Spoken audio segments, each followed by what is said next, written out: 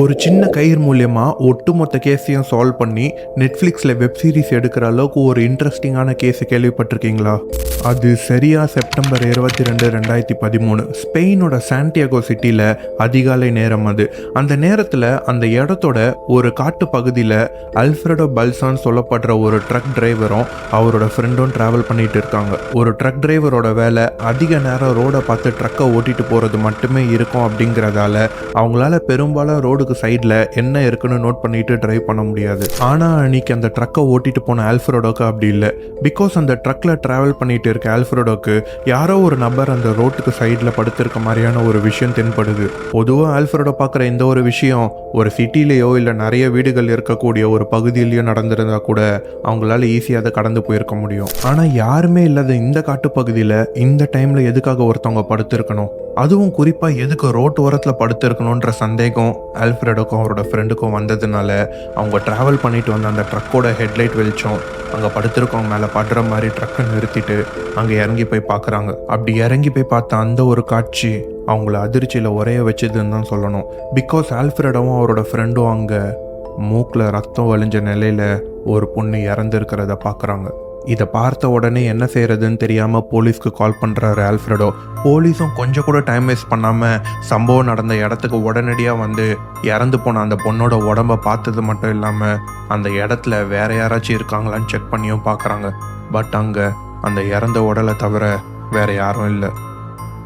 இதனால் அடுத்த கட்டமாக அந்த பொண்ணோட உடம்பை போஸ்ட்மார்ட்டம் செஞ்சு பார்த்தா வேறு ஏதாச்சும் ஒரு க்ளூ கிடைக்கும் திங்க் பண்ண போலீஸும் போஸ்ட்மார்ட்டம்க்கு அனுப்புறதுக்காக அந்த பொண்ணோட பாடியை மூவ் பண்ணுறாங்க. அப்படி பண்ணுறப்போ தான் அந்த பொண்ணோட கை ஒரு ஆரஞ்சு கலர் கயிறால் கட்டப்பட்டிருக்கதை நோட் பண்ணுறாங்க.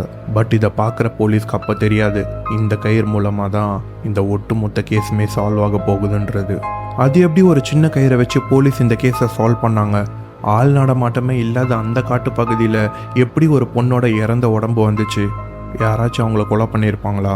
அப்போ அந்த கில்லர் யாரு? இப்படி பல கேள்விகளோட தி அசுந்தா கேஸ்னு நெட்ஃப்ளிக்ஸில் ஒரு வெப் சீரிஸே வரக்கூடிய அளவுக்கு உலகம் முழுவதும் பரபரப்பாக பேசப்பட்ட ஒரு கேஸ் பற்றி தான் இன்றைக்கி நம்ம வீடியோவில் பார்க்க போகிறோம்.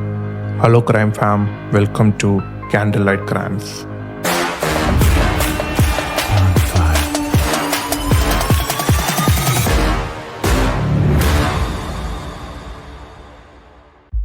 பொதுவாக இந்த மாதிரி யாருன்னே தெரியாத ஒருத்தவங்களுடைய உடம்பு போலீஸ் கைக்கு கிடைக்குது அப்படின்னா அவங்களோட ஃபர்ஸ்ட் ஆக்ஷனே இறந்து போனவங்களோட அதே அடையாளத்தில் இருக்க மாதிரி யாராவது மிஸ்ஸிங் கம்ப்ளைண்ட் கொடுத்துருந்தா அவங்கள நேரில் வர சொல்லி இறந்து போன அந்த பர்சனும் மிஸ் ஆனதாக சொல்லப்பட்ட அந்த பர்சனும் ஒரே ஆள் தானான்னு வெரிஃபை பண்ணுவாங்க. அப்படி வெரிஃபை பண்ணுறதுக்காக ஆல்ரெடி மிஸ்ஸிங் கம்ப்ளைண்ட் கொடுத்துருந்த அதே பகுதியில் இருக்க 49 வயசான ஒர்டேகாக்கும் அவங்களோட ஹஸ்பண்டான 53 வயசான அல்ஃபோன்ஸோக்கும் கால் பண்ணி வர சொல்கிறாங்க போலீஸ். இறந்து போன அந்த பொண்ணோட உடம்பு தாம் பொண்ணோடதாக இருக்கக்கூடாதுன்ற எல்லா கடவுள் நம்பிக்கையோட போலீஸ் சொன்ன அந்த இடத்துக்கு வந்த ஒர்டேகாக்கும் அல்ஃபோன்ஸோக்கும் அவங்க வாழ்நாளே பார்க்காத அளவுக்கு ஒரு மிகப்பெரிய அதிர்ச்சி அங்கே காத்துட்டு இருந்திருக்கு.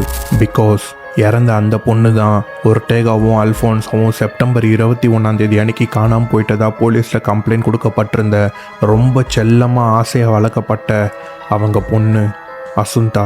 இது வரைக்கும் காட்டில் இறந்து கிடந்த அந்த பொண்ணு யாருன்னே தெரியாமல் இருந்த போலீஸ்க்கு இப்போ செப்டம்பர் 21 அன்னைக்கு காணாமல் போயிட்டதா கம்ப்ளைண்ட் கொடுக்கப்பட்டிருந்த அசுந்தா தான்ற விஷயம் தெரிஞ்சாலும் எப்படி யாரால எதுக்காக அசுந்தா கொலை செய்யப்பட்டாங்கன்ற கேள்விக்கு போலீஸ்க்கு இன்னும் விடை தெரியாமல் தான் இருந்திருக்கு. இதனால் தன்னோட அடுத்த கட்ட விசாரணையை ஆரம்பிக்கிறாங்க போலீஸ். பட் அதுக்கு முன்னாடி இந்த அசுந்தா யாருன்ற விஷயம் நமக்கு தெரிஞ்சால் மட்டும்தான் இந்த கேஸில் அடுத்ததாக போலீஸ் எப்படி விசாரிக்க போகிறாங்கன்றது நம்மளுக்கு புரிய வரும். ஸோ அதனால் இப்போ அசுந்தாவை பற்றி சில இன்ஃபர்மேஷனை பார்த்துடலாம் வாங்க. ஸ்பெயினோட சாண்டியாகோவில் பர்த் ரேட் ரொம்பவே லோவாக இருந்த டைம் அது. பேரண்ட்ஸ் ஒரு குழந்தைய அடாப்ட் பண்ணணும் அப்படின்னா அதுக்காக நிறைய ஸ்ட்ரிக்டான ரூல்ஸ் அண்ட் ரெகுலேஷன்ஸை ஃபாலோ பண்ண வேண்டிய அவசியம் இருக்குது. இதனாலேயே ஸ்பெயினில் ஒரு குழந்தைய அடாப்ட் பண்ணுறதை கம்பேர் பண்ணும்போது சைனா மாதிரியான சில கண்ட்ரீஸில் அடாப்ட் பண்ணுறது ரொம்ப சீப்பராகவும் அதே சமயத்தில் ரொம்ப ஈஸியாகவும் அங்கே இருக்க மக்களுக்கு இருந்திருக்கு. இப்படி ஒரு சுச்சுவேஷன் ஸ்பெயினில் இருந்த அந்த டைமில் தான் இந்த கேஸில் அல்ஃபோன்ஸோன்னு சொல்லப்படுற அல்ஃபோன்ஸோ பஸ்டேரா கம்பேரோவும் ஒர்டேகான்னு சொல்லப்படுற மரியா டெல் ரொசாரியோ போர்ட்டோ ஒர்டேகாவும் லவ் பண்ணி 1996 மேரேஜும் பண்ணிக்கிறாங்க. ஒர்டேகாவோட அம்மா ஒரு ரெஸ்பெக்டட் யூனிவர்சிட்டியில் ஆர்ட் ஹிஸ்ட்ரி லிட்ரேச்சராகவும் அவங்களோட அப்பா ஃப்ரான்ஸில் ஒரு லாயராகவும் இருந்திருக்காங்க. இதனாலேயே யூனிவர்சிட்டி ஆஃப் சாண்டியாகோவில் லா டிகிரி முடிச்சுட்டு ஸ்பெயினில் லாயராக ப்ராக்டிஸ் பண்ணிட்டு இருந்திருக்காங்க ஒர்டேகா. அண்ட் அல்ஃபோன்ஸோ அதே ஸ்பெயினில் ஒரு ஃப்ரீலான்சிங் ஜேர்னலிஸ்டாக ஒர்க் பண்ணிட்டு இருந்திருக்காரு. ஒர்டேகாவோட ஃபேமிலி ஏற்கனவே ஒரு வெல் செட்டில்டான ஃபேமிலி அப்படிங்கிறதுனால அவங்களோட ஃபேமிலி கொடுத்த ஒரு வீட்டில் அல்ஃபோன்சோவும் ஒர்டேகாவும் சேர்ந்து அவங்களோட லைஃப்பை ரொம்ப ஹாப்பியாக ஸ்டார்ட் பண்ணியிருக்காங்க. பட் என்னதான் ஒர்டேகா ஒரு பணக்கார ஃபேமிலியை சேர்ந்தவங்களா இருந்தாலும் பணம் அவங்களுக்கு ஒரு பெரிய ப்ராப்ளமாக இல்லைனாலும் ஒர்டேகாக்கு இந்த லூப்பஸ் எரித்ரோமேட்டோசிஸ்ன்ற ஒரு டிசீஸ் இருந்ததுனால அவங்களால குழந்தை பெற்றுக்க முடியாதுன்னு டாக்டர் சொல்கிறாங்க. இதனால் ரொம்பவே மனசுடைஞ்சு போன அல்ஃபோன்சோவும் ஒர்டேகாவும் நான் ஏற்கனவே சொன்ன மாதிரி ஸ்பெயினில் இருக்க ஒரு ரொம்ப ஸ்ட்ரிக்டான ஒரு ரூல்னால சைனாவில் இருந்து ஒரு குழந்தைய அடாப்ட் பண்ணணும்னு முடிவு பண்ணுறாங்க. அதனால் சைனாவில் இருக்க ஒரு குழந்தைகள் காப்பகத்தில் இருந்து செப்டம்பர் 30, 2000 பிறந்த 9 மாத குழந்தையான ஃபேங்கி அவங்க அடாப்ட் பண்ணுறாங்க அல்ஃபோன்சோவும் ஒர்டேகாவும். பிறப்பில் ஏழ்மையான குடும்பத்தை சேர்ந்த ஃபேங்கி அவங்க இவங்க அடாப்ட் பண்ணதுக்கப்புறம் அந்த குழந்தையோட பேரை அசுந்தா பஸ்டேரான்னு மாற்றினது மட்டும் இல்லாமல் அந்த குழந்தைக்கு தேவையான எல்லாத்தையும் வாங்கி கொடுத்து ஒரு நல்ல ஸ்கூல்லையும் சேர்த்து விடுறாங்க. அவங்க அசுந்தாவை அவங்களோட சொந்த மகளாக வளர்க்க ஆரம்பிக்கிறாங்க. இதுக்கு ஏற்ற மாதிரியே அசுந்தாவும் ஸ்டடீஸில் எக்ஸலண்ட்டாக கிரேடு வாங்கினது மட்டும் இல்லாமல் மியூசிக், டான்ஸ், வயலின் எல்லாத்துலேயுமே ரொம்ப பெஸ்ட்டாக பர்ஃபார்ம் பண்ணியிருக்காங்க. பட் லைஃப் எப்பயுமே எல்லாரையுமே சிரிச்ச முகத்தோட ஹாப்பியாக மட்டுமே வச்சிருக்காது இல்லையா? அதுக்கு அசுந்தாவும் விதி விலக்கு இல்லை.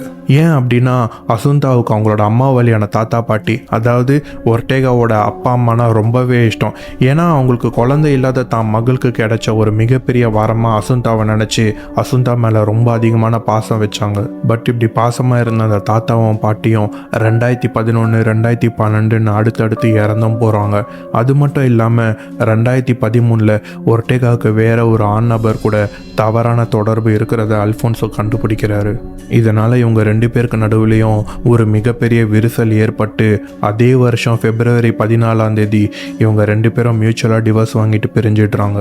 ஆனால் கெட்டதுலேயும் ஒரு நல்லதுன்னு சொல்கிற மாதிரி என்னதான் ஒர்டேகாவும் அல்ஃபோன்சோவும் டிவோர்ஸ் வாங்கிட்டு பிரிஞ்சிருந்தாலும் அவங்க 2 பேரோட வீடும் ரொம்பவே பக்கமாக தான் இருந்திருக்கு. இதனால் அசுந்தா அவங்க 2 பேரோட வீட்டுக்குமே அடிக்கடி போய் டைம் ஸ்பெண்ட் பண்ணிட்டு தான் இருந்திருக்கா. ஸ்டார்டிங்கில் அசுந்தாவுக்கு இந்த ரியாலிட்டி அக்செப்ட் பண்ணுறது ரொம்பவே கஷ்டமாக இருந்தாலும் நாள் போக போக அதை அக்செப்ட் பண்ணவும் ஆரம்பிக்கிறா. இப்படியே அசுந்தாவோட நாட்கள் நகர சரியா ஜூன் 26, 2013 அசுந்தாவோட அம்மாவான ஒர்டேகா ஹாஸ்பிட்டலைஸ் ஆகுறாங்க. இந்த விஷயத்தை தெரிஞ்சுக்கிட்ட அல்ஃபோன்சோவும் அடிக்கடி ஒர்டேகாவை ஹாஸ்பிட்டலில் பார்த்துட்டு போயிருக்காரு. ஆனால் ஒர்டேகா தப்பான அஃபேரில் இருந்த அந்த பர்சனும் ஒர்டேகாவை கண்டுக்க கூட இல்லை. இதனால தான் எவ்வளோ பெரிய தப்பு பண்ணிட்டு இருக்கோன்றதை ரியலைஸ் பண்ண ஒர்டேகா அவங்க செஞ்ச தப்புக்காக அல்ஃபோன்சோ கிட்ட சாரியும் கேட்குறாங்க. இதை ஏற்றுக்கிட்ட அல்ஃபோன்சோவும் ஒர்டேகாவோட தப்பை மன்னிச்சு அவங்கள ஏற்றுக்கவும் ஆரம்பிக்கிறாங்க. அப்புறம் என்ன ப்ரோ, பிரிஞ்சு இந்த பேரண்ட்ஸும் ஒன்று சேர்ந்துட்டாங்க. இதுக்கு மேலே அசுந்தாவோட வாழ்க்கையில் என்ன பெரிய கஷ்டம் இருக்க போகுதுன்னு நினச்சிங்கன்னா வெயிட், இதுக்கப்புறம் தான் இந்த கேஸ் ஆரம்பிக்கவே போகுது. எப்பவுமே ஒரு பக்கம் கதையை மட்டும் தெரிஞ்சுக்கிட்டு முடிவு பண்ணிடக்கூடாது இல்லையா? ரொம்ப நாள் பிரிஞ்சிருந்த அல்ஃபோன்சாவும் ஒர்டேகாவும் மறுபடியும் ஒன்று சேர்ந்து இருக்கிறத பார்த்து ரொம்பவே ஹாப்பியாக இனிமேல் நம்ம லைஃப்பில் எந்த ஒரு ப்ராப்ளமுமே வராதுன்னு நினச்சிட்டு இருந்த அசுந்தாக்கு அப்போ தெரியாது இந்த ஹாப்பினஸ் ஏன் நம்ம லைஃபே ரொம்ப நாள் இருக்க போகிறது இல்லைன்றது. பிகாஸ் இப்படி எல்லாமே கைக்கூடி நல்லா போயிட்டு இருந்த அந்த சமயத்தில் தான் அசுந்தாவை வீட்டிலேயே விட்டு வெளியே போயிருந்த ஒர்டேகாக்கு திரும்பி வந்து பார்க்குறப்போ அசுந்தா வீட்டில் இல்லைன்ற விஷயம் தெரிய வருது. முதல்ல அசுந்தா எங்கேயாச்சும் வெளியே ஃப்ரெண்ட்ஸ் ஒரு நெய்பர்ஸ் வீட்டுக்கு போயிருப்பான்னு நினச்ச ஒர்டேகாவும் அல்ஃபோன்சாவும் கொஞ்ச நேரத்துக்கு அப்புறம் தான் அசுந்தா காணாமல் போயிருக்கான்ற விஷயத்தை ரியலைஸ் பண்ணி போலீஸில் கம்ப்ளைண்ட்டும் ஃபைல் பண்ணுறாங்க.